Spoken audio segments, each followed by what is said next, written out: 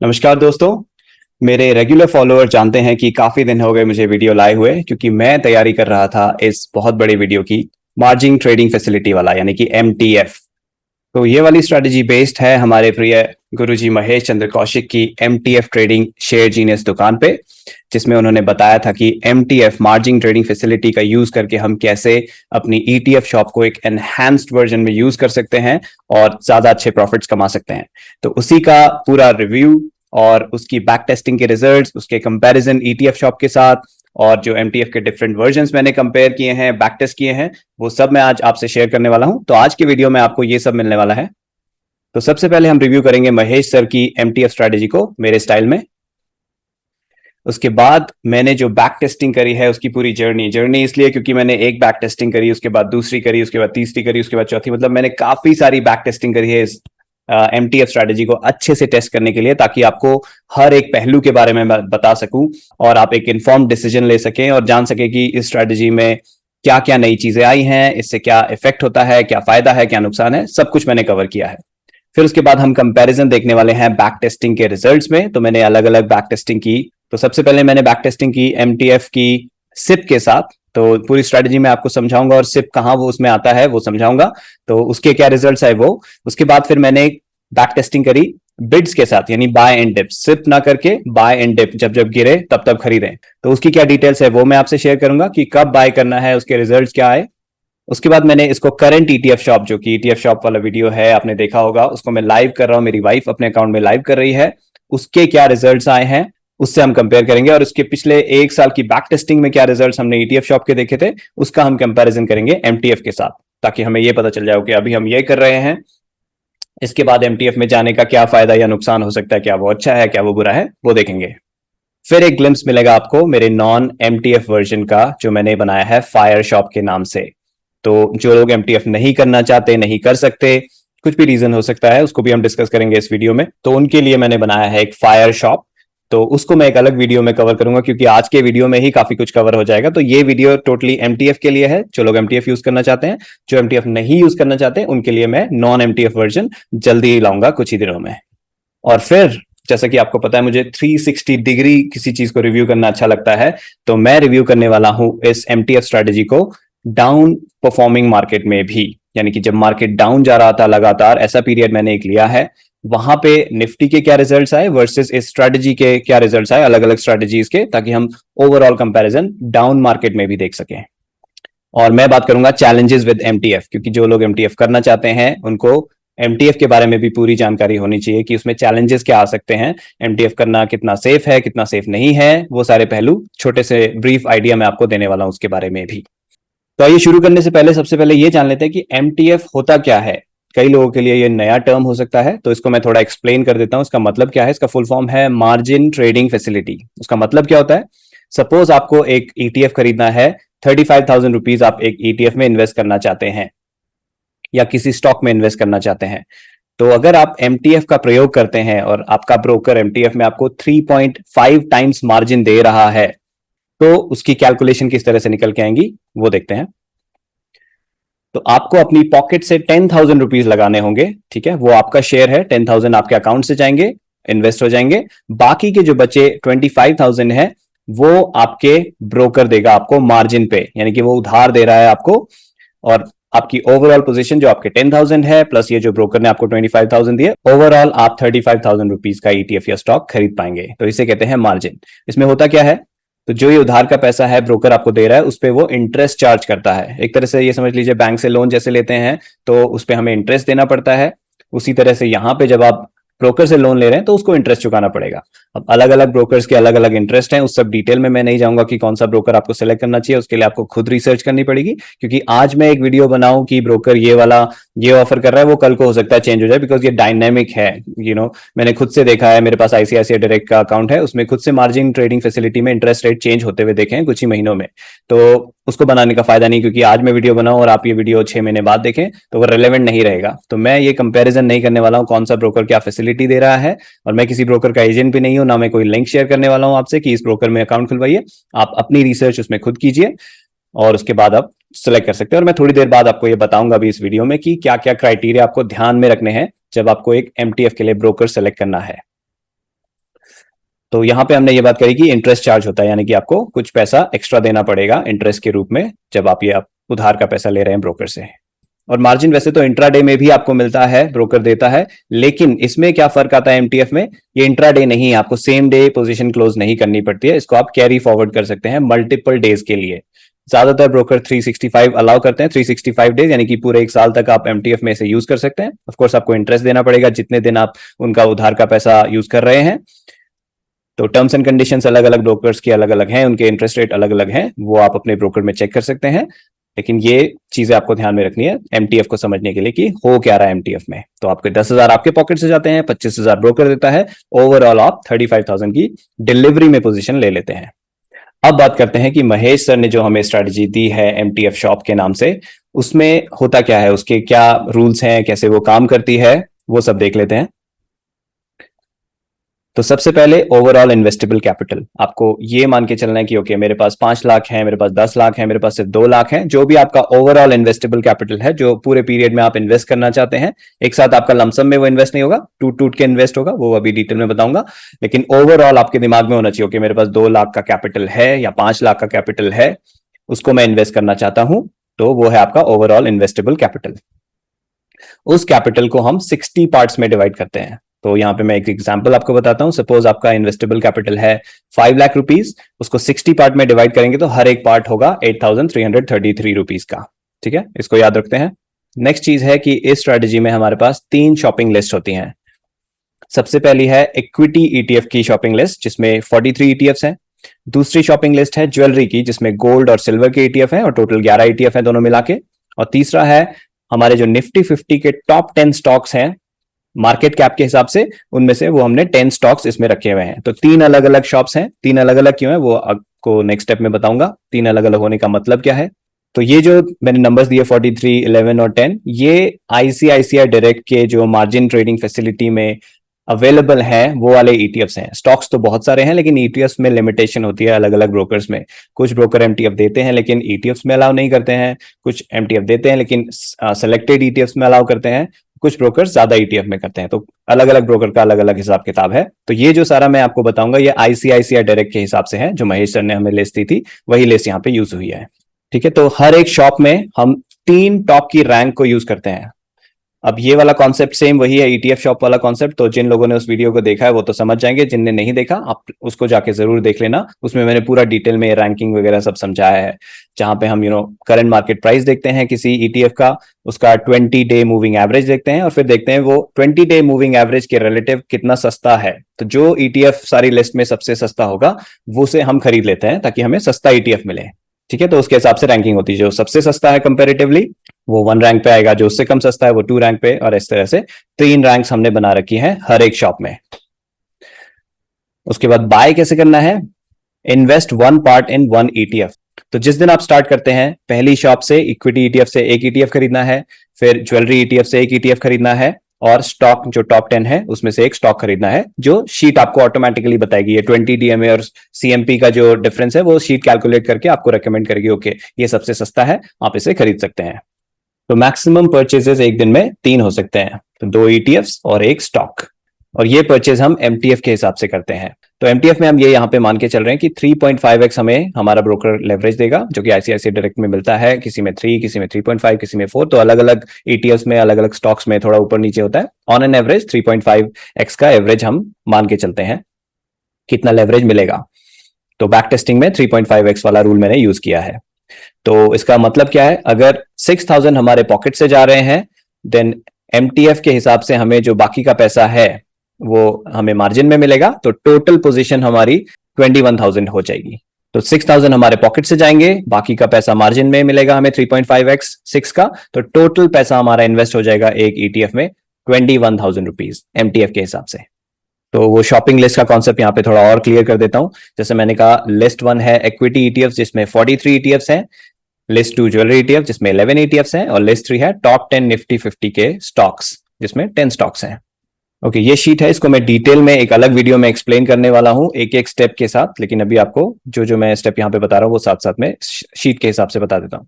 तो equity ETF में 3 top के रैंक वाले आ रहे हैं। जो सबसे सस्ता है वो ऊपर आ रहा है, फिर उससे कम सस्ता उसके 2nd रैंक पे, और फिर सबसे कम सस्ता इन तीनों में 3rd रैंक पे आ रहा है। तो जो टॉप में आ रहा है उसको हमें बाय करना होता है। तो पहले वाले को बाय करेंगे यानी कि कंज्यूमर बीज, और ज्वेलरी ईटीएफ शॉप से सिल्वर बीज को, और स्टॉक में रिलायंस को। तो ये हो गया हमारा, 3 बाय हो जाएंगे उस दिन के। तो इन्वेस्टमेंट किस तरह से होगी उसकी कैलकुलेशन यहां पे देखते हैं। No interest is charge on this amount. तो जो हमारे पॉकेट से इन्वेस्टमेंट होती है उस पर कोई इंटरेस्ट नहीं लगता है। 5 लाख का टोटल इन्वेस्टेबल कैपिटल, जिसको 60 पार्ट्स में डिवाइड किया, थोड़ी देर पहले हमने देखा था। तो एक पार्ट का वैल्यू आता है 8333, तो वो हमारी पॉकेट से लगेगा, इस पे कोई इंटरेस्ट नहीं लगेगा।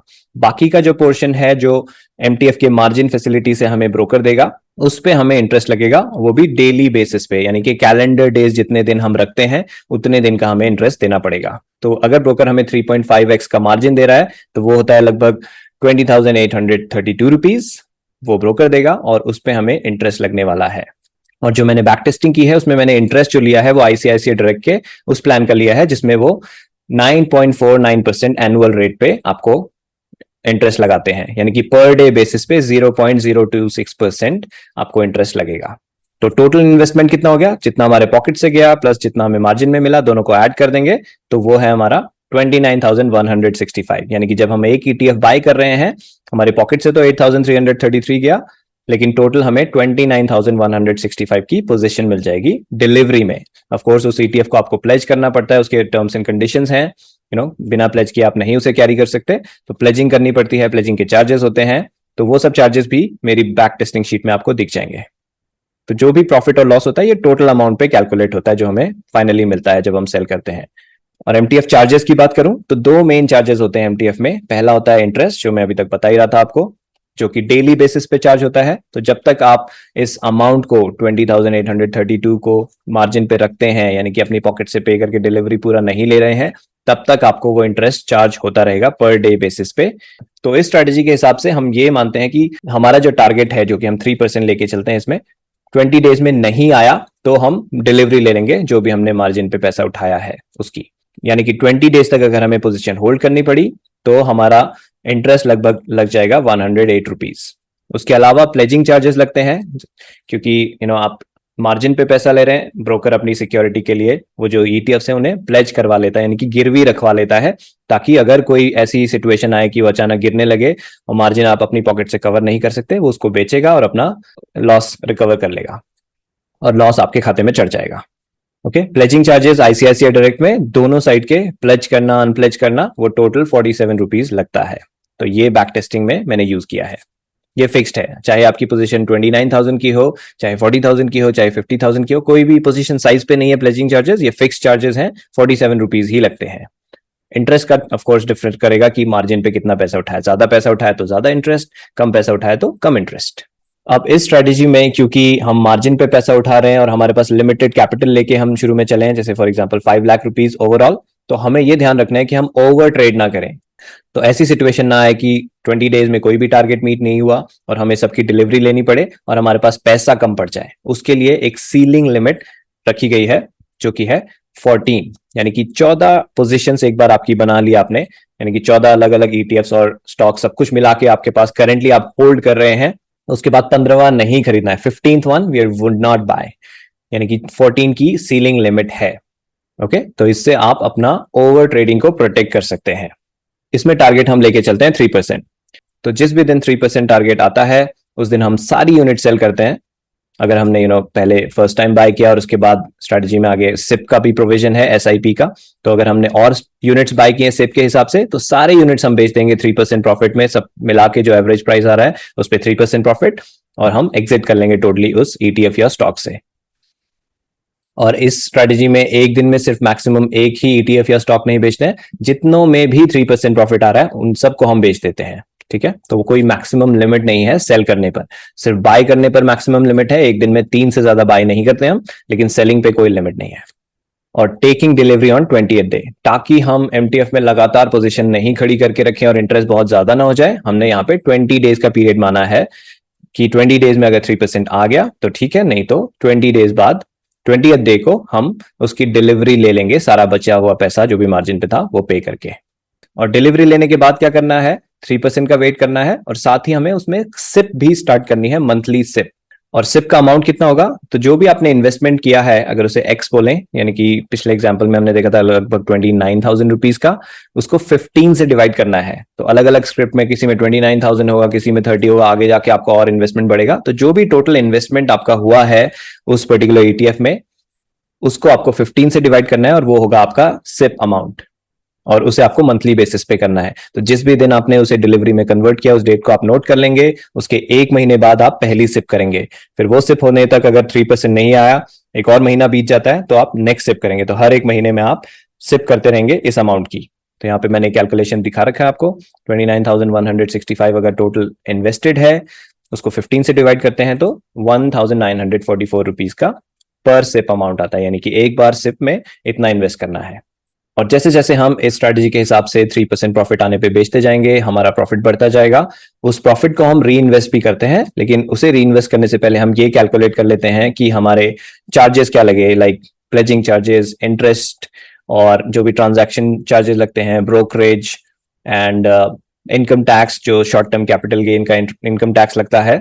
ये सब काटने के बाद जो प्रॉफिट बचता है उसमें से हम अपने आप को 20% का डिविडेंड भी देंगे, ताकि हमें ऐसा ना हो कि सारा प्रॉफिट री इन्वेस्ट हो रहा है। आप चाहें तो सारा प्रॉफिट री इन्वेस्ट कर सकते हैं, वो मैं अपनी शीट में वो वाला प्रोविजन दे रखा है, लेकिन जिसको 20% डिविडेंड लेना है वो 20% डिविडेंड भी ले सकता है, और वो शीट में रिकॉर्ड हो जाएगा कि आपने कितना कितना डिविडेंड लिया, आपको अमाउंट पता चलता रहेगा, जो मैं इन्वेस्टमेंट शीट आपको एक्चुअल ट्रेड्स के लिए बना के दे रहा हूं उसमें।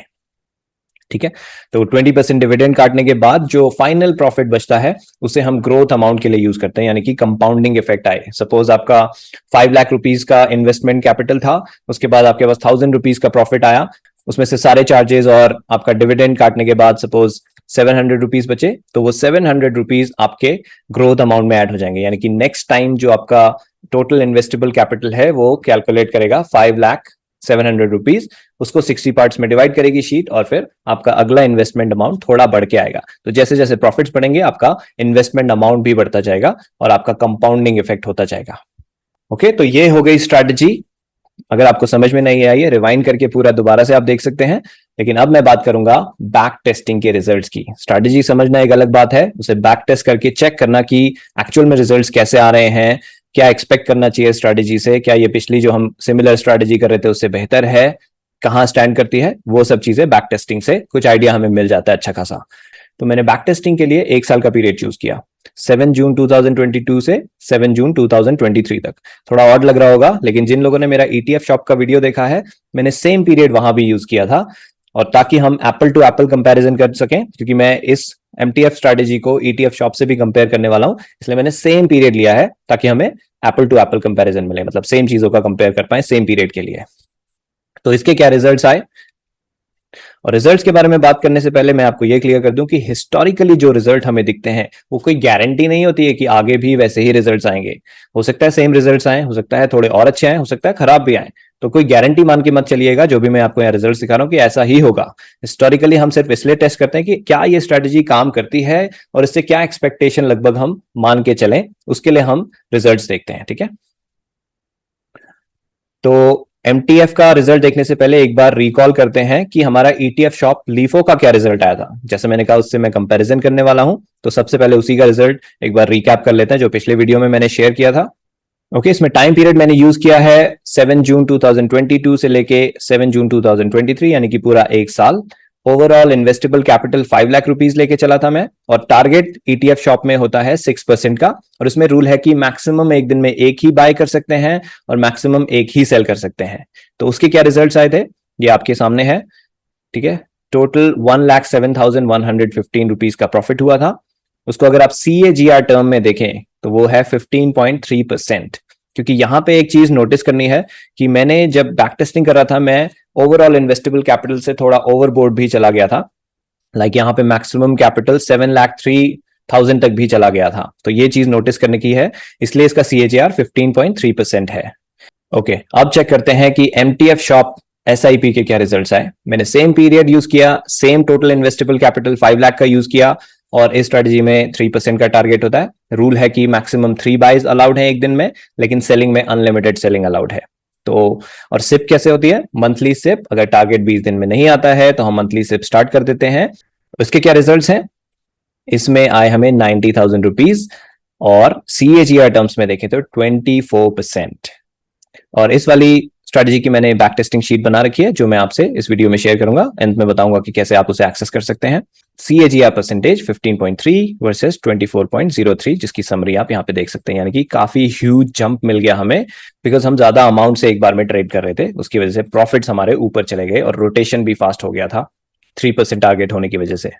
इसके बाद मैंने बैक टेस्टिंग करी बाय इन डिप्स मोड, सेम पीरियड के लिए, कुछ ज्यादा चेंज नहीं है दोनों में, ठीक है। अभी आपको बताऊंगा कि क्या है थोड़ा सा डिफरेंस। तो सिप में क्या होता है, इन्वेस्टमेंट हमारी स्लो होती है क्योंकि हम पूरा एक महीने का इंतजार करते हैं उसमें और पैसा इन्वेस्ट करने के लिए सेम ETF में, जब तक 3% का टारगेट नहीं आता। बाय इन डिप्स में क्या होता है, मैंने इसमें एक सेट 2.5% का फॉल रखा था कि एक बार डिलीवरी ले ली 20 डेज के बाद, उसके बाद जब जब उसमें 2.5% का फॉल आए लास्ट बाइंग प्राइस से, तब तब हम उसे खरीद लें, ठीक है। तो उससे क्या होता है, अगर उसमें फॉल लगातार आ रहा है तो एक महीने का वेट नहीं करेगा वो, जब जब फॉल आएगा हमें शीट बोलता है कि ओके बाय कर लो, और हमने बाय किया, इसलिए जल्दी उसमें ज्यादा अमाउंट इन्वेस्ट हो जाता है, उसका एवरेज प्राइस गिर जाता है और उसमें जैसे ही रिकवरी आती है हमारा प्रॉफिट भी जल्दी आ जाता है। इसलिए मैं बाय इन डिप्स को टेस्ट करना चाहता था कि अच्छे रिजल्ट्स आए, खराब रिजल्ट्स आए, सेम रिजल्ट्स आए, ठीक है। तो उसे देख लेते हैं अब। ओके, तो सेम 1 ईयर का पीरियड, सेम 5 लाख का कैपिटल और सेम टारगेट 3%। बस फर्क इतना है कि BID में जैसे ही 20th डे को हमने डिलीवरी ली, उसके बाद जब जब वो 2.5% से लास्ट बाइंग प्राइस से गिरा, लास्ट बाइंग प्राइस से, ठीक है, एवरेज प्राइस से नहीं, लास्ट बाई प्राइस, जैसे मैंने पहला खरीदा उसको लास्ट बाई प्राइस नोट कर लिया, उसके बाद अगर वो 2.5% से वहां से गिर गया, एक और बार खरीद लिया, फिर वो लास्ट बाई प्राइस हो गया जिस पे खरीदा, वहां से 2.5% गिर गया तो वहां पे एक और बार खरीद लिया। तो इस तरह से हमने खरीदा है और सेम अमाउंट रखा है X/15। तो उसके क्या रिजल्ट्स आए, यहां पे 1,07,000 का प्रॉफिट बना, यानी कि CAGR हमारा 4% से बढ़ गया, 28% पे चला गया, यानी कि बाइंग डिप्स ज्यादा फायदेमंद हुआ हमारे लिए। इसकी भी गूगल शीट अवेलेबल है, वो भी मैं आपसे शेयर कर दूंगा। तो दोनों को साइड बाय साइड कंपेयर करें, यह है SIP मोड, यह है बाय एंड डिप्स मोड। तो यहाँ 90,000 बने थे, यहाँ 1,07,000, और दोनों में ही 5 लाख का कैपिटल टच नहीं हुआ पूरे एक साल में, यानी कि उसके अंदर ही रहा हमारा कैपिटल, हमें कुछ भी अपने पॉकेट से एक्स्ट्रा नहीं इन्वेस्ट करना पड़ा, क्योंकि शीट में मैंने एक ब्लॉकेज लगा रखा है, एक वो लगा रखा है कि जैसे ही कैपिटल एग्जॉस्ट होता है वो वार्निंग दे देता है ऊपर कि कैपिटल एग्जॉस्टेड, और उसके बाद हम बाइंग बंद कर देते हैं। तो अगर हम एक्स्ट्रा बाय नहीं करेंगे तो वो ओवरबोर्ड जाएगा ही नहीं, तो वो वाला इस वजह से हमारा 5 लाख के ऊपर गया ही नहीं कभी। तो सिप मोड में 24% और बिड मोड में 28%। तो अगर तीनों चीजों को एक साथ कंपेयर करें तो ETF शॉप लीफो जो पिछला वीडियो था उसमें 15.3%, MTF शॉप SIP में 24% और MTF शॉप बिड में बाय एंड डिप्स में 28%। तो सबसे ज्यादा बाय एंड डिप्स में हमें मिल रहा है, 28% मिला एक साल में। अगेन रिमाइंड करा दूं, historical results are not a guarantee of future, but yes idea हमें मिल रहा है कि ओके ETF शॉप से कंपेयर करें तो काफी ज्यादा अच्छे रिजल्ट्स हमें मिल रहे हैं यहाँ पे। इसके बाद मैंने बैक टेस्टिंग को और एक लेवल आगे लेके गया, तो मेरी वाइफ के अकाउंट में वो ETF शॉप को लाइव यूज कर रही है, 27 अप्रैल से वहां से उसने स्टार्ट किया था, वो लगातार उसे यूज कर रही है। तो उसके क्या रिजल्ट्स है, लाइव का मतलब है वो एक्चुअल ट्रेड्स कर रही है, इसलिए मैंने उसे लाइव बोल रहा हूँ। तो उसमें क्या अभी परफॉर्मेंस आ रही है, और फिर मैंने ये बिड और सिप को उससे कंपेयर किया बैक टेस्ट करके सेम पीरियड के लिए, उसमें क्या रिजल्ट्स आए वो भी देख लेते हैं, ठीक है। तो पीरियड है 27 अप्रैल से 28 जुलाई 2023 और ओवरऑल इन्वेस्टेबल कैपिटल सेम है 5 लाख का। तो लीफो में जिसमें टारगेट होता है 6% और मैक्स एक बाय और एक सेल ही अलाउड है एक दिन में, उसमें हमारा अभी तक का परफॉर्मेंस मेरी वाइफ की ETF शॉप में चल रहा है 11,920 का प्रॉफिट, CAGR वाइज 17.27% का रन रेट चल रहा है उसका। और अगर इसे हम कंपेयर करते हैं MTF शॉप BID के साथ, सिप के साथ मैंने फिर और आगे की बैक टेस्टिंग नहीं करी क्योंकि ऑलरेडी BID के साथ रिजल्ट्स अच्छे आ रहे थे। तो उसमें टारगेट होता है 3%, max 3 buying in a day and unlimited selling in a day. उसमें रिजल्ट्स आए 21,834, और ये जो है, ये जो प्रॉफिट है मैंने मार्जिन और जो इंटरेस्ट लगा वो माइनस करने के बाद दिखाया है, ठीक है। यहाँ पे आप देख रहे हैं sum of profit after deducting interest and pledging charges, जो बैक टेस्टिंग शीट में आपको दिख भी जाएगा। ओवरऑल प्रॉफिट, उसके बाद प्लेजिंग और इंटरेस्ट निकाल के कितना प्रॉफिट, उसके बाद ब्रोकरेज वगैरह सारी चीजें का अलग अलग निकाल के टोटल कितना प्रॉफिट, वो सारा बैक टेस्टिंग में पूरी समरी आपको मिलेगी। यहां मैंने शॉर्ट में, ताकि हम सेम चीज कंपेयर कर पाए, क्योंकि जो ऊपर का प्रॉफिट है 11,920, इसमें कोई प्लेजिंग और मार्जिन इंटरेस्ट होता ही नहीं है, तो वो 11,920 है। इसमें ब्रोकरेज और टैक्सेस वगैरह माइनस नहीं किए मैंने, ठीक है, दोनों ही सिनेरियो में। तो कंपैरिजन एप्पल टू एप्पल हो रहा है यहाँ पे। तो 11,920 यहाँ बने, तो यहाँ 21,834, which is a huge jump. Percentage wise ही आप देख लें, 17.27% का रन रेट है और यहाँ 24.47% का रन रेट है। तो अभी तक हमें यह पता चल गया कि एमटीएफ स्ट्रेटेजी क्या है, उसके रिजल्ट्स क्या हैं compare to SIP version, BID version and also compare to the ETF shop, वो सब हमें पता चल गया और दिख भी रहा, रिजल्ट्स काफी अच्छे हैं। अब थोड़ी बात कर लेते हैं चैलेंजेस विद एमटीएफ। एमटीएफ के बारे में और आपको जानना जरूरी है, कुछ चैलेंजेस भी हैं इसके साथ, तो उन चैलेंजेस की बात कर लेते हैं। Different brokers offer different interest rate, so it's not so easy to choose a broker. कोई ब्रोकर 18% पर एनएम का इंटरेस्ट दे रहा है, वही ब्रोकर अगर आप अलग प्लान ले लें तो 9%, 9.89% वो इंटरेस्ट रेट दे रहा है, कोई और ब्रोकर किसी और इंटरेस्ट रेट पे दे रहा है। तो हर एक ब्रोकर के इंटरेस्ट रेट वेरी करते हैं, तो ब्रोकर चूज करना सिर्फ इंटरेस्ट रेट के बेसिस पे भी आसान नहीं है। उसके अलावा कुछ ब्रोकर्स एमटीएफ फैसिलिटी देते ही नहीं है। फॉर एग्जांपल जीरोधा बहुत ही कॉमनली यूज्ड प्लेटफॉर्म है, मेरे पास खुद जीरोधा के मल्टीपल अकाउंट्स हैं, अपने वाइफ के, अपने मदर के, और एमटीएफ उसमें अवेलेबल नहीं है। यानी कि अगर आप जीरोधा यूज करते हैं और आप एमटीएफ यूज करना चाहते हैं तो it's not possible, because Zerodha MTF offer नहीं करता। Additional expenses, we have to pay interest and pledging charges. तो ऐसा तो है नहीं कि हर बार 20 डेज में ही हमारा 3% टारगेट आ जाता है, वो भी थोड़ी देर में मैं आपको दिखाऊंगा कि कितने दिन में टारगेट्स आए पिछली बैक टेस्टिंग में। तो जब तक टारगेट नहीं आते 20 डेज का, या अगर जल्दी आ जाता है तो भी हमें कुछ ना कुछ इंटरेस्ट और प्लेजिंग चार्जेस तो हर बार पे करने ही करने हैं। तो ये ओवरहेड एडिशनल चार्जेस हैं जो हमें पे करने हैं, जो नॉर्मल बिना एमटीएफ के हमें नहीं करने होते हैं। MTF positions have an auto stop loss set bye the broker, क्योंकि एमटीएफ मार्जिन पे पैसा मिल रहा है आपको, तो ब्रोकर अपनी सेफ्टी के लिए एक स्टॉप लॉस लगा देता है। तो जितना ज्यादा मार्जिन मनी आपने लिया है उतना क्लोज आपका स्टॉप लॉस होगा, ठीक है। तो अलग अलग ब्रोकर के अलग अलग रूल्स हैं। तो अगर स्टॉप लॉस हिट होता है तो ब्रोकर शायद उसे स्क्वायर ऑफ कर दे, या फिर आपको बोले कि और एक्स्ट्रा मार्जिन मनी दो, या फिर उसे डिलीवरी में पोजीशन लो, लेकिन वहां स्टॉप लॉस पे आपको एक्शन लेना पड़ता है। और अगर वहां पे स्क्वायर ऑफ कर दिया ब्रोकर ने तो आपको वो लॉस बुक हो जाएगा। तो ये वाला एक डाउनसाइड है एमटीएफ का। और इस स्ट्रेटजी में सीलिंग लिमिट है 14 की, जो थोड़ा रिस्ट्रिक्टिव है, मतलब 14 ट्रेड्स लेने के बाद हम ट्रेड्स नहीं ले सकते, थोड़ा रिस्ट्रिक्टिव फील होता है। हाँ, जो ट्रेडर्स जिनके पास बैकअप कैपिटल है वो इसे आराम से मैनेज कर सकते हैं, 14 के बियॉन्ड ले जा सकते हैं, क्योंकि उन्हें पता है अगर डिलीवरी लेनी पड़ी तो 14 से ज्यादा भी डिलीवरी वो ले सकते हैं अपना बैकअप कैपिटल यूज करके। बैकअप मेरा सेंस है कि हो सकता है आपकी कोई एफडी हो रखी हो, या फिर किसी कॉर्पोरेट बॉन्ड में आपने लॉन्ग टर्म के लिए रखा हो, लेकिन यहाँ अगर जरूरत पड़ जाती है, मार्केट फॉल होता है, तो आप वहां से निकाल के टेम्परेली यहाँ इन्फ्यूज कर सकते हैं मनी, और एक बार आपके प्रॉफिट निकल आए उसके बाद आप वापस पैसा कॉर्पोरेट बॉन्ड या जहां से भी आपने निकाले थे उसमें डाल सकते हैं।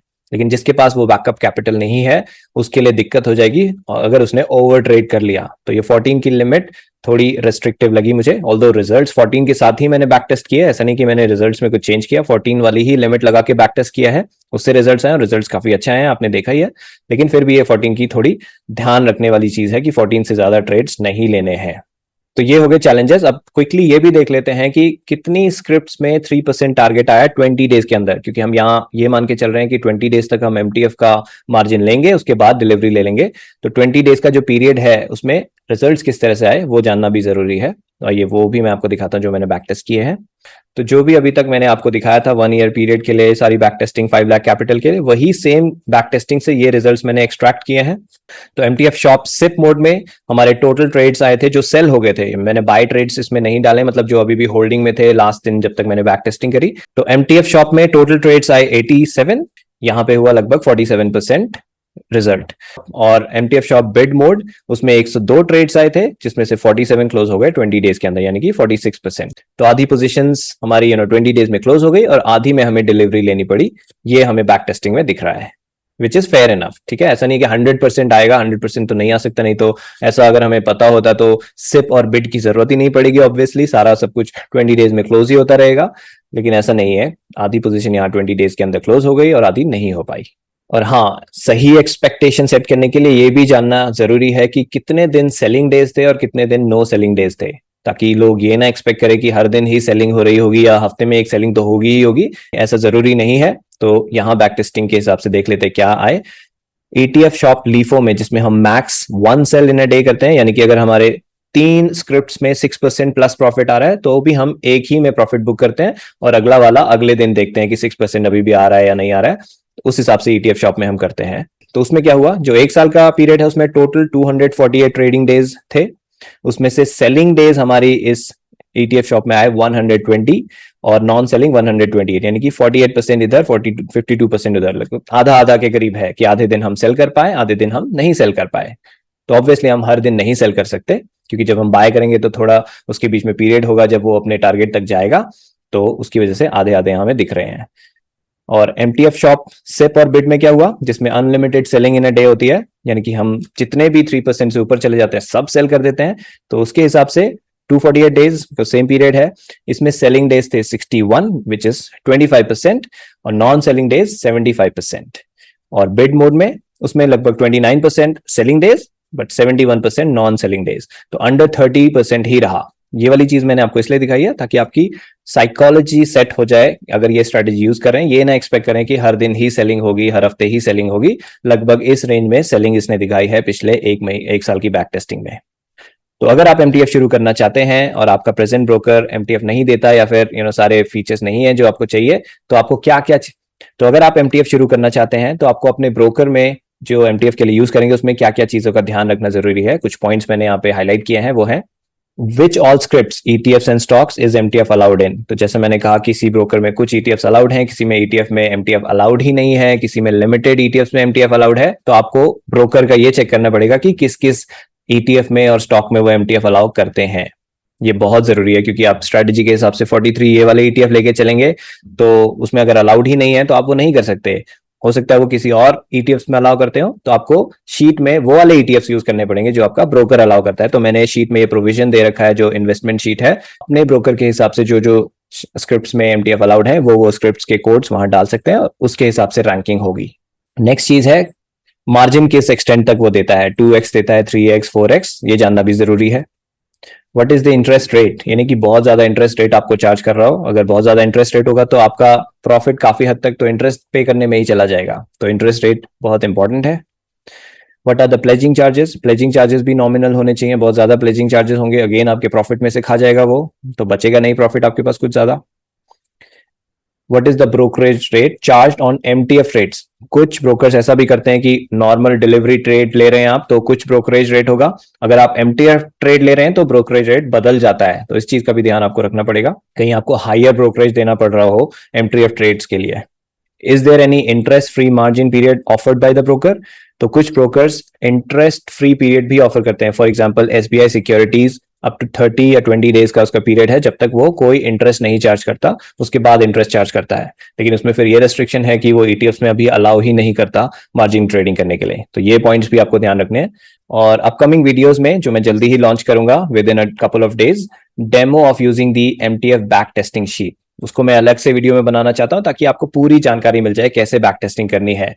अगर इसी वीडियो में मैं इंक्लूड करता तो ये वीडियो भी बहुत लंबा हो जाता, थोड़ा बोरिंग भी हो जाता, और जो लोग करना ही नहीं चाहते MTF तो उनको बैक टेस्टिंग जानने की जरूरत ही क्या है। तो वो लोग जो MTF यूज करना चाहते हैं और बैक टेस्टिंग खुद से करना चाहते हैं, उनके लिए मैं अलग से वीडियो बनाने वाला हूं, डिटेल्ड वीडियो डेमो के साथ कि कैसे वो बैक टेस्टिंग शीट यूज करनी है। और उसी वीडियो में मैं आपको ये भी दिखाऊंगा कि जो मैंने इन्वेस्टमेंट शीट आपके लिए बनाई है SIP मोड के लिए, BID मोड के लिए, उसको कैसे यूज करना है, ताकि जब आप उसे यूज करना स्टार्ट करें आपको कोई डाउट्स ना रहे कि कैसे उसमें एंट्री करनी है बाय की, कैसे उसमें सेल की एंट्री करनी है। वो सारी चीजें मैं डिटेल में कवर करने वाला हूं अलग से एक वीडियो में। और उसके बाद आएगा video fire shop non MTF version. तो जैसा हमने देखा कि MTF में कुछ चैलेंजेस हैं और वो चैलेंजेस अगर आपको परेशान कर रहे हैं, और सबसे बड़ा चैलेंज जो है कि आपका ब्रोकर हो सकता है MTF ऑफर ही नहीं करता हो और आप अपने ब्रोकर में ही करना चाहते हो स्ट्रेटजी, उसके लिए मैंने एक वर्जन बनाया है नॉन MTF वर्जन, और उसके रिजल्ट्स देख के भी आप दंग रह जाएंगे। ठीक है, तो वो भी जल्दी आने वाला वीडियो। लेकिन जो लोग MTF को शुरू करना चाहते हैं उनके लिए मैं शीट इस वीडियो के डिस्क्रिप्शन में शेयर करने वाला हूं।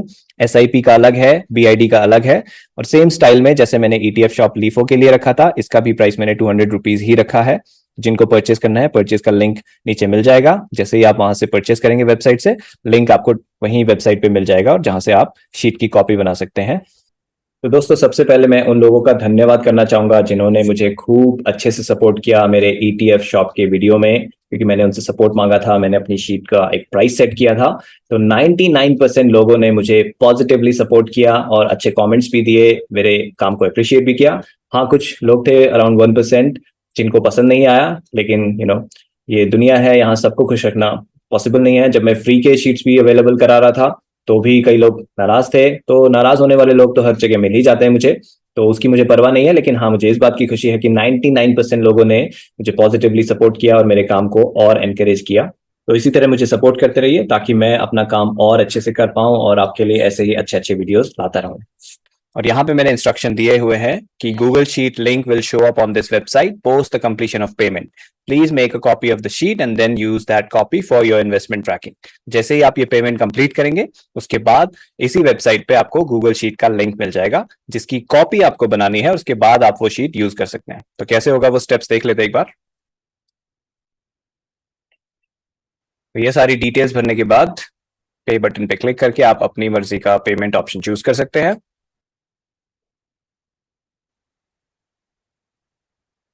पेमेंट कंप्लीट होने के बाद यहाँ पे आपको गूगल शीट का लिंक मिल जाएगा।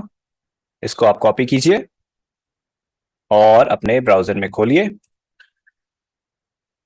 और गूगल शीट आपके सामने होगी।